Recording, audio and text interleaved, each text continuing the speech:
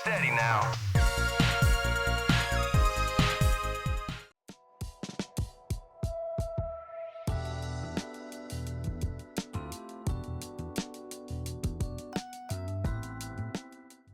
Like a hybrid between Frequency and WipeOut, Flight of Light certainly scores points for uniqueness. Mixing rhythm matching with a rollercoaster-esque futuristic racer, this indie title would see its first console port to the Nintendo Wii U after an initial launch on Steam. Unfortunately, the concept here proves far stronger than the execution, as a myriad of issues turn this game into a bad time.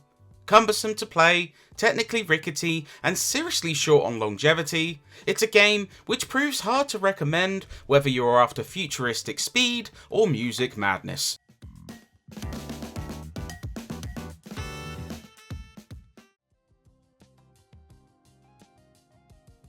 Flight of Light sees you steering a spaceship at high speed on a track as you attempt to guide your craft through brightly coloured gates, with a closer pass resulting in more points.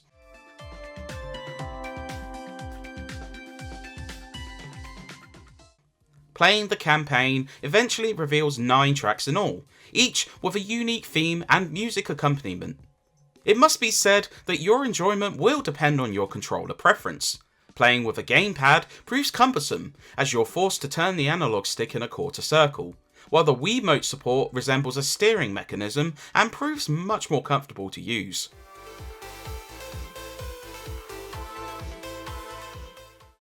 Either way, the gameplay is pretty straightforward, made even more noticeable by the lack of on-track competitor AI or the familiar feeling courses you play on in terms of their paths and loops.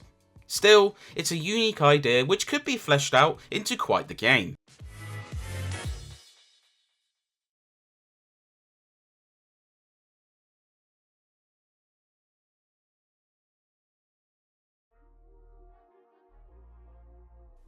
Instead, the experience borders on anemic, particularly for solo players. The 9-song campaign can be cleared in less than an hour, with the pass scores being easily earned on your first go, and although you can freely play on these tracks and perhaps chase higher scores, there's almost nothing else of substance for single player enthusiasts. Not even a challenging hard difficulty can add much more. Social gamers might have a better time at least, as up to 4 Wiimotes can join in for 5-player games, 4 on a TV and 1 on a gamepad screen.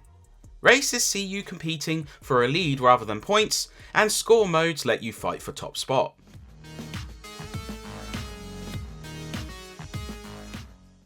There's a bit more to sink your teeth into here, and a split-screen racer around this time was getting harder to find. But it's unlikely to last beyond a few sessions, even if you bring a full party to the game.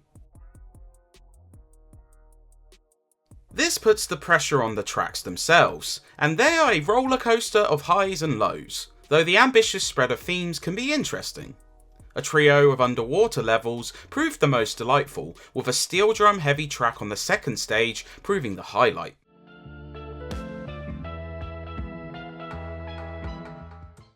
In contrast, the earlier trio of stages feel disjointed.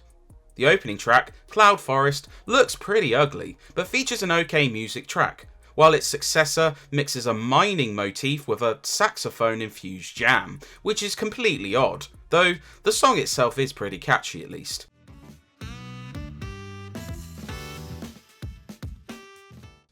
The last set of stages, set in space, prove enjoyable musically, but perhaps a touch overcrowded visually, which makes for a distracting time when trying to pick out the colours. Ultimately, the music is decent, while the visuals range in quality.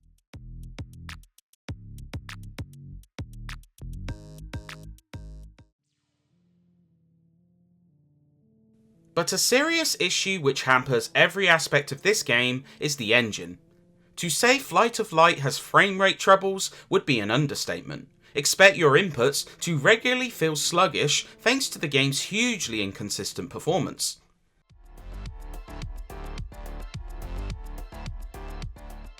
Some of the introductions to tracks run at slideshow speed, and while the gameplay doesn't drop quite so low, it can be a major pain in certain circumstances. Playing hard mode on the later tracks saw plentiful drops as the screen fills with colours, and worse still, playing in split screen mode causes frequent drops too, which can really spoil the social fun.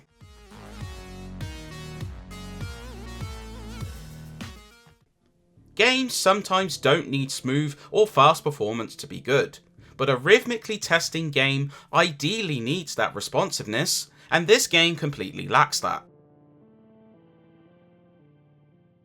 Ultimately, it's difficult to recommend Flight of Light thanks to all the aforementioned woes.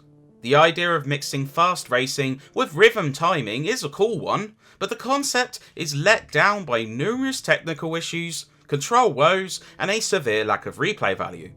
While bringing friends and a few Wiimotes along can scrape a little more fun out of this, it's still too fleeting to become a party staple. Unless you've gleaned all you can from split-screen gems like Fast Racing Neo and Mario Kart 8, this one should be avoided, even if your curiosity becomes piqued by its unusual genre mashup.